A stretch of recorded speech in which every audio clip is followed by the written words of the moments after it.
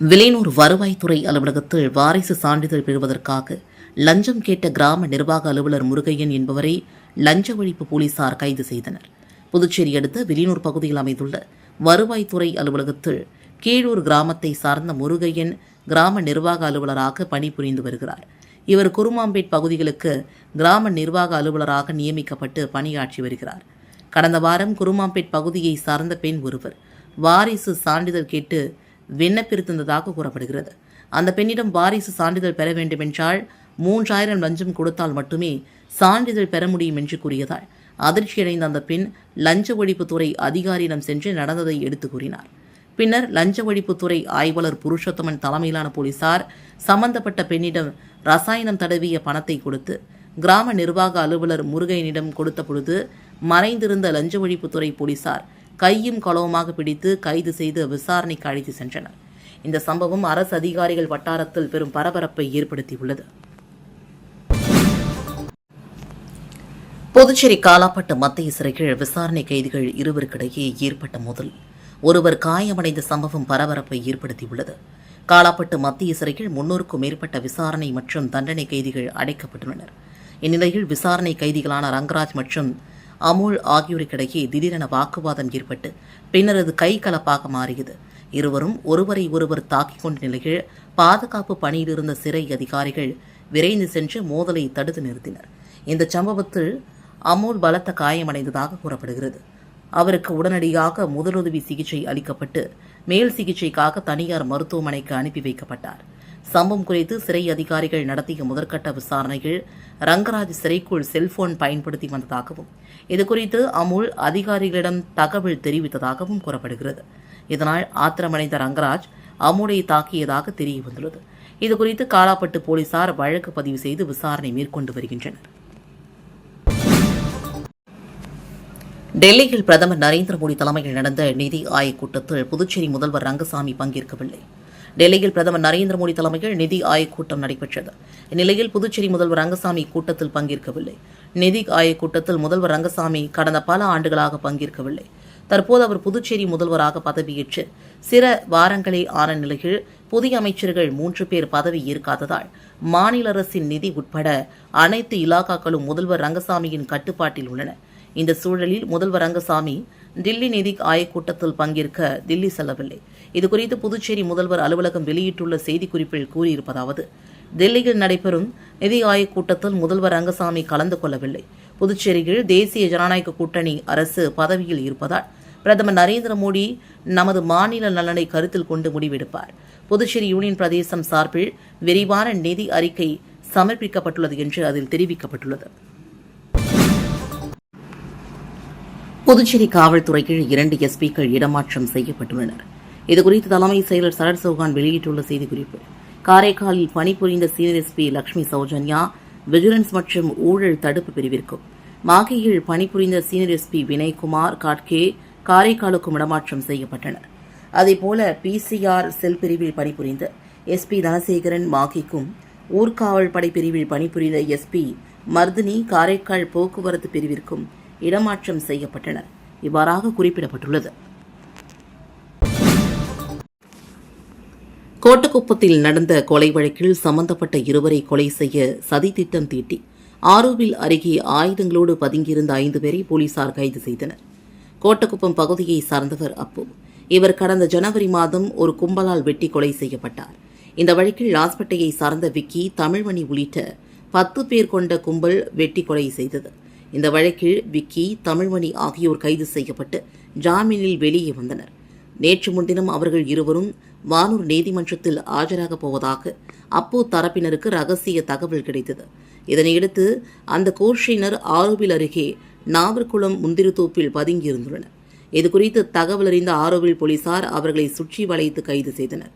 அவர்களிடம் நடத்திய விசாரணைகள் கோட்டக்குப்பம் பகுதியை சார்ந்த முகமது ஆசிக் வயது 22, இஃபான் வயது 19, அகமது ஹசேன் வயது 27, அனுமந்தையை சார்ந்த குணசீலன் வயது 24, கோட்டக்குப்பத்தை சார்ந்த அகமது இஃபான் வயது 18 ஆகியோர் என்பதும் தெரிய வந்தது.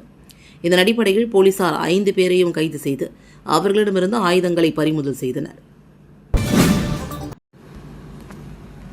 புதுச்சேரியில் 10 பேரிடம் ரூபாய் 2.96 லட்சம் மோசடி செய்த மர்ம நபர்கள் மீது சைபர் கிரைம் போலீசார் வழக்கு பதிந்து விசாரித்து வருகின்றனர். காலாப்பட்டை சார்ந்த நபருக்கு மர்ம நபர் ஒருவிடமிருந்து குறுஞ்செய்தி வந்தது. இதில் தன்னை பிரபல தனியார் ரெண்டல் கார் நிறுவனத்தின் பிரதிநிதி என அடையாளம் காட்டிக்கொண்ட மர்ம நபர் ஒரு குறிப்பிட்ட APK ஃபைலை நிறுவுமாறு ஆசை வார்த்தை கூறினார். இதை நம்பியவர் மர்ம நபர் அனுப்பிய செயலியை தனது மொபைலில் நிறுவி அதில் தனது வங்கி விவரங்களை பதிவு செய்தார். தொடர்ந்து OTP எண்ணையும் மர்ம நபருக்கு பகிர்ந்தார். அதன்பின் அவர் வங்கி கணக்கிலிருந்து 59,081 ரூபாய் மாயமானது. பிறகே தான் ஏமாற்றப்பட்டதும் அவருக்கு தெரிய வந்தது. அதேபோல காந்தி நகரை சார்ந்த நபர் 48,000 ரூபாய், கீழ்சாத்தமங்கலம் நபர் 39,000, கோவிந்தசாலையை சார்ந்த பெண் 39,000, மிஷன் வீதியை சார்ந்த பெண் 39,000, காலாப்பட்டு நபர் 35,000, கோரிமேடு நபர் 27,000, மற்றவர் 25,000, ஒதியஞ்சாலையை சார்ந்த நபர் 6,828, பங்கூரை சார்ந்த நபர் 1,034 என 10 பேர் 2,96,813 ரூபாயை ஆன்லைன் மோசடிகள் இழந்திருக்கிறார்கள். இதுகுறித்த புகார்களின் அடிப்படையில் சைபர் கிரைம் போலீசார் வழக்கு பதிந்து விசாரித்து வருகின்றனர்.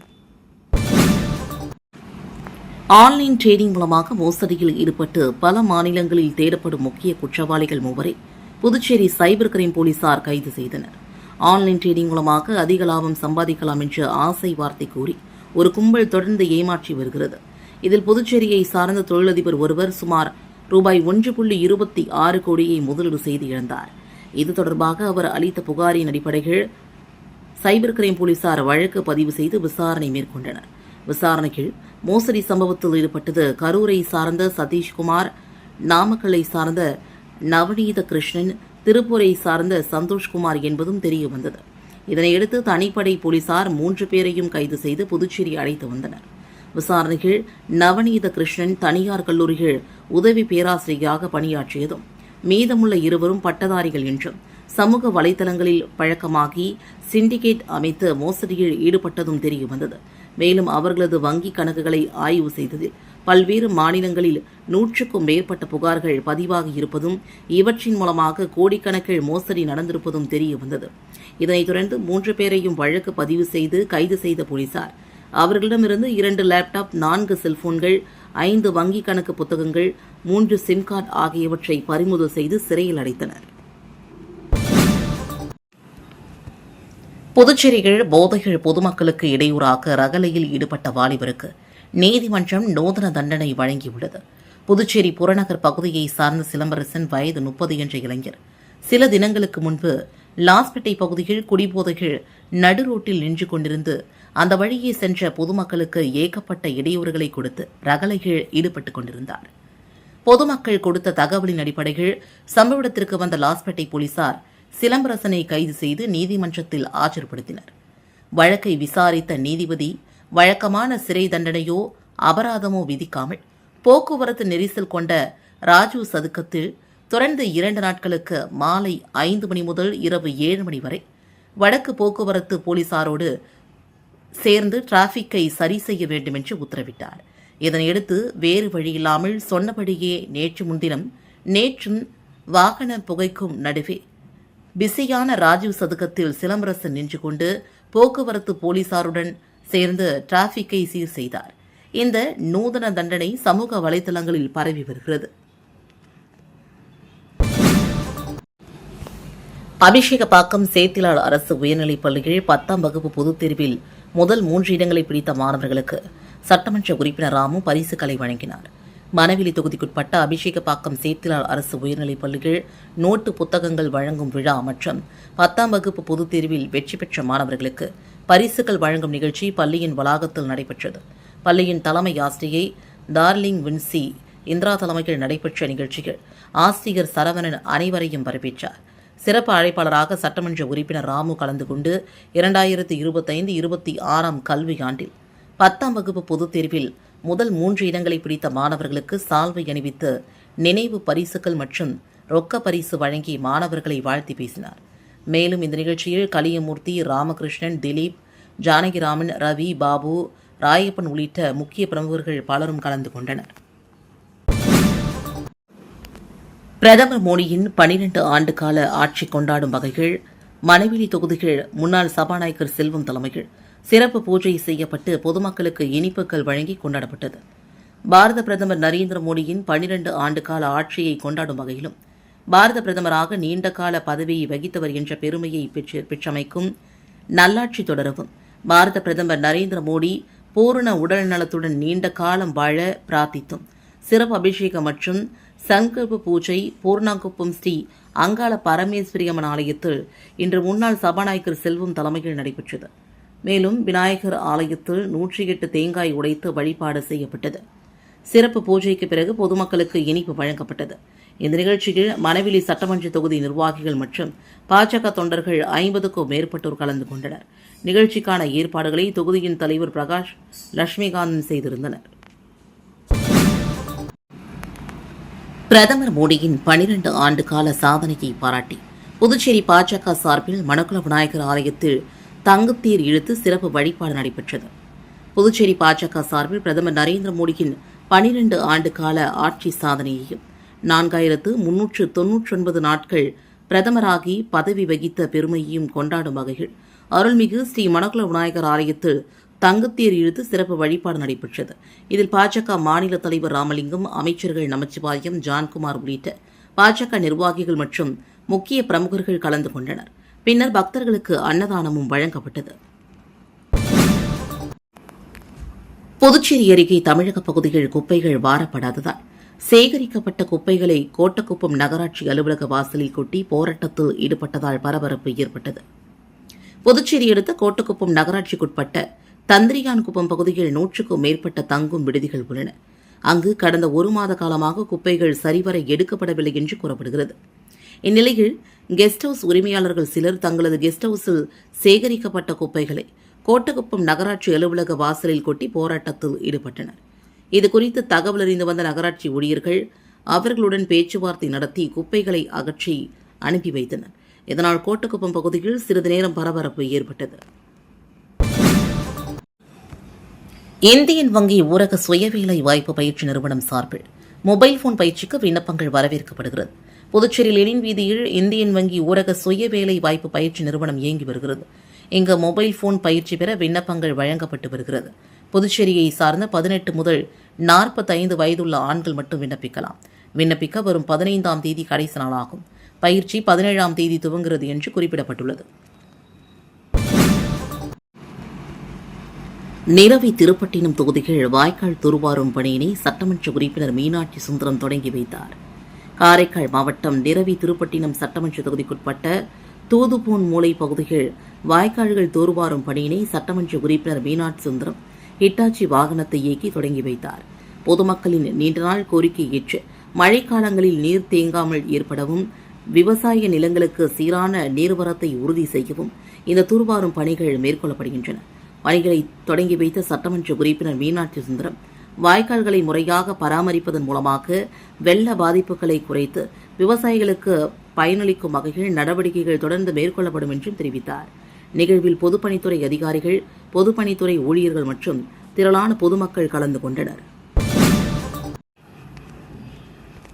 உருளையன்பேட்டை தொகுதிக்குட்பட்ட முதியவர்களுக்கு பெட்ஷீட் மற்றும் காலணிகளை தொகுதியின் சட்டமன்ற உறுப்பினர் நேரு வழங்கினார்.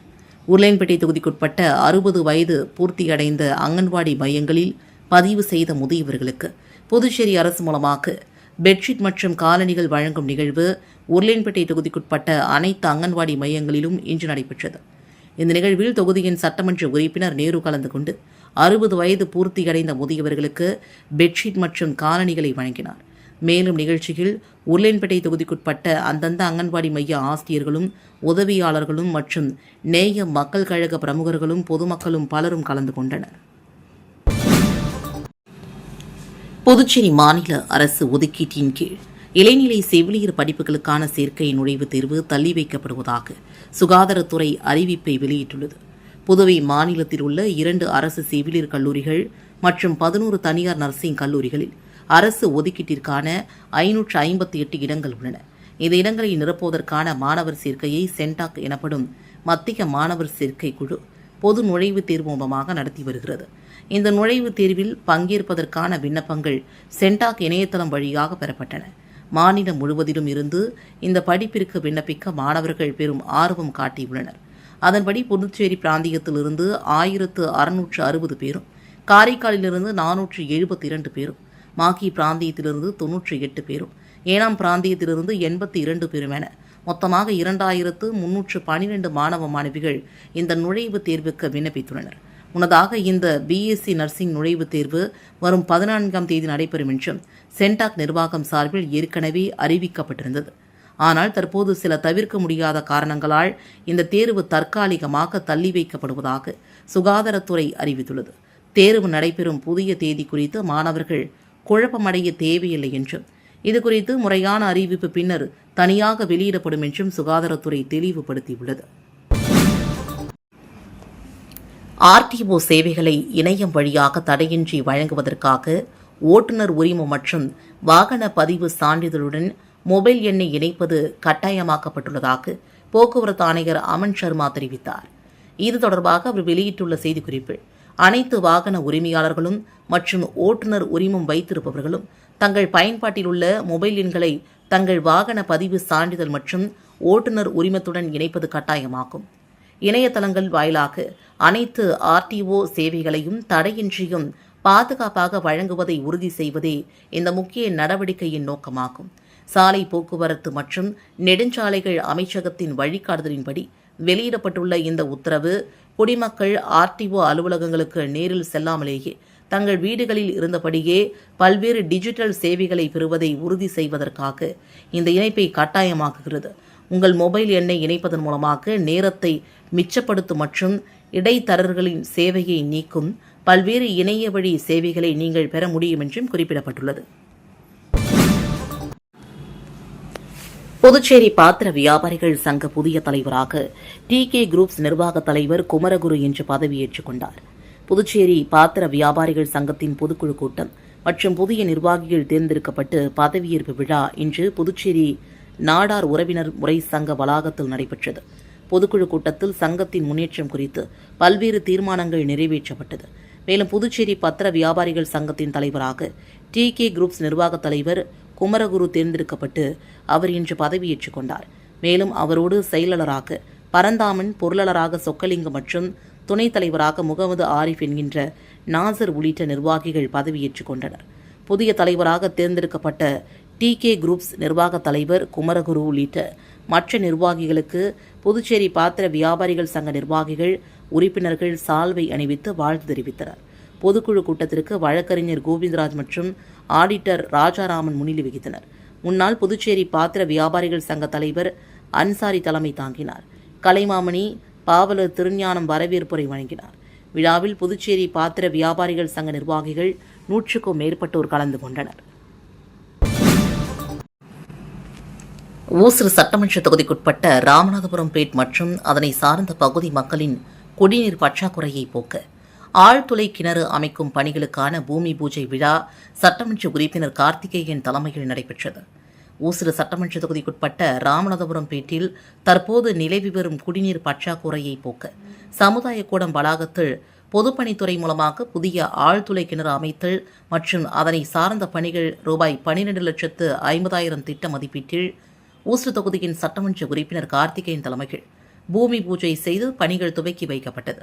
இந்த நிகழ்ச்சியில் பொதுப்பணித்துறை தலைமை பொறியாளர் வீரசெல்வம், கண்காணிப்பு பொறியாளர் 2 சுந்தரமூர்த்தி, பொது சுகாதார கோட்ட செயற்பொறியாளர் சுந்தரி, கிராம குடிநீர் திட்ட உதவி பொறியாளர் சிவானந்தம், இளைநிலை பொறியாளர் கார்த்திக், வெளியூர் கொம்யூன் பஞ்சாயத்து ஆணையர் பிரபாகர், உதவி பொறியாளர் சத்யநாராயணன், இளைநிலை பொறியாளர் பிரதீப்குமார் மற்றும் ஊர் பொதுமக்கள் உட்பட பலரும் கலந்து கொண்டு சிறப்பித்தனர்.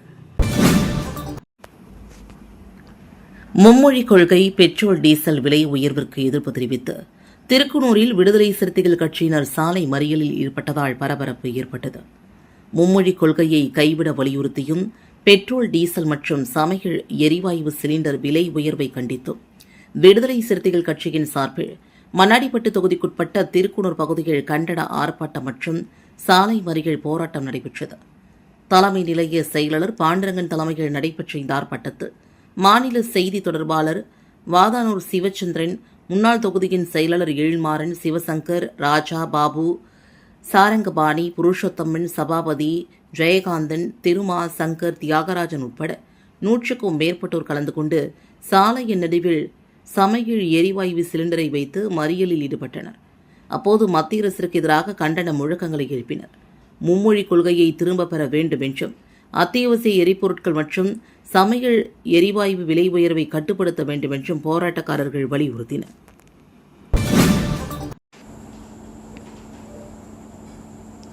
திருபுவனை தொகுதி முழுவதும் வீடு வீடாக சென்று வாழை மற்றும் 1 கிலோ சர்க்கரை வழங்கி நன்றி தெரிவித்த தமிழக வெற்றிக் கழக வேட்பாளர் சாய்ஜி சரவணகுமார். மே 23 புதுவையில் நடந்து முடிந்த சட்டமன்ற தேர்தலில் திருபுவனை தொகுதியில் தமிழக வெற்றிக் கழக வேட்பாளராக போட்டியிட்டு சாய்ஜி சரவணகுமார் வெற்றி பெற்றார்.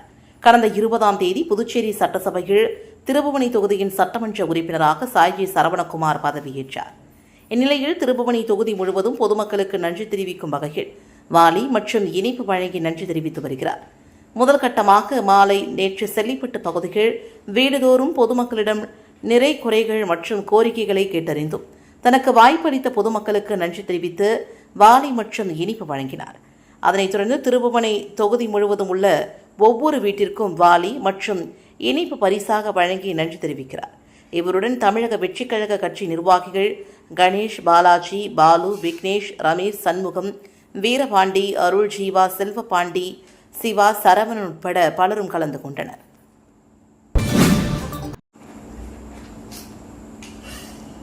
வில்லியனூர் தொகுதியில் வளர்ச்சிப் பணிகள் குறித்து அரசு அதிகாரிகளோடு சட்டமன்ற உறுப்பினர் ரவிக்குமார் ஆலோசனை மேற்கொண்டார். வில்லியனூர் சட்டமன்ற தொகுதிக்குட்பட்ட பகுதியில் அரசு சார்பில் நடைபெற்று வரும் பணிகள் மற்றும் மேற்கொள்ள வேண்டிய புதிய பணிகள் குறித்து சட்டமன்ற உறுப்பினர் ரவிக்குமார் தலைமையில் ஆலோசனை கூட்டம் நடைபெற்றது. இதில் மின்துறை, நெடுஞ்சாலைத்துறை, பொதுப்பணித்துறை, முனிசிபாலிட்டி, நீர்ப்பாசனம் உள்ளிட்ட பல்வேறு அரசு அதிகாரிகளோடு தொகுதி மேம்பாட்டு பணிகள் குறித்து தொடர்ந்து ஆலோசனை கூட்டம் நடத்தினார். இதில் செயற்பொறியாளர் ஸ்ரீனிவாசன், உதவி பொறியாளர் ஜலீல், அன்சாரி, விஜயன், மதிவாணன் மற்றும் இளைநிலை பொறியாளர்கள் முருகன், தினேஷ், ஸ்ரீராம், மதிவாணன், ஜெகன், ஹரிராம் உள்ளிட்ட பல்வேறு அரசு துறையின் அதிகாரிகளோடு ஆலோசனை மேற்கொண்டார். இதில் வில்லியனூர் சட்டமன்ற தொகுதிக்குட்பட்ட கொம்பாகம், பாப்பஞ்சாவடி, அதனை சுற்றியுள்ள பகுதிகளில் முதல் கட்டமாக தொகுதியில் உள்ள வளர்ச்சி பணிகள், செயல்படுத்த வேண்டிய பணிகள் எவ்வாறு நடைபெற்றுக் கொண்டிருக்கிறது என்பதை குறித்து தீவிர ஆலோசனை மேற்கொண்டார். மேலும் புதிய குடியிருப்பு பகுதிகளுக்கு தேவையான மின்மாற்றிகள் அமைத்தல், புதிய நகர்களில் தெருமின் விளக்குகள் அமைத்தல், உயர் மின்னழுத்த பாதைகளில் ஏற்படும் பழுதுகளை உடனடியாக கண்டறியக்கூடிய வகையில் மின்பாதைகளை மாற்றியமைக்கும் நடவடிக்கைகளையும் விரைந்து மேற்கொள்ளுமாறும், தொடர்ந்து தொகுதியில் உள்ள சாலை பணிகள், கழிவுநீர் வாய்க்கால் உள்ளிட்ட பல்வேறு அடிப்படை பிரச்சினைகளையும் விரைந்து முடிக்குமாறும், தற்போது பருவமழை முன்னெச்சரிக்கை நடவடிக்கையாக அனைத்து வாய்க்கால்களையும் துருவாரி பொதுமக்கள் சிரமமின்றி வாழ வழிவகை செய்ய வேண்டும் என்றும் அதிகாரிகளிடம் சட்டமன்ற உறுப்பினர் ரவிக்குமார் கேட்டுக் கொண்டார். மேலும் நிகழ்ச்சியில் கொம்பாகம் மற்றும் பாப்பஞ்சாவடி மற்றும் அதனை சுற்றியுள்ள பகுதியை சார்ந்த ஊர் முக்கியஸ்தர்கள் பலரும் கலந்து கொண்டு தங்கள் பகுதியில் உள்ள நிறை குறைகளை சட்டமன்ற உறுப்பினரிடம் தெரிவித்து இதன் அடிப்படையில் ஒவ்வொரு பணிகளாக விரைந்து முடிக்கப்படும் என்றும் அவர் வாக்குறுதியளித்தார்.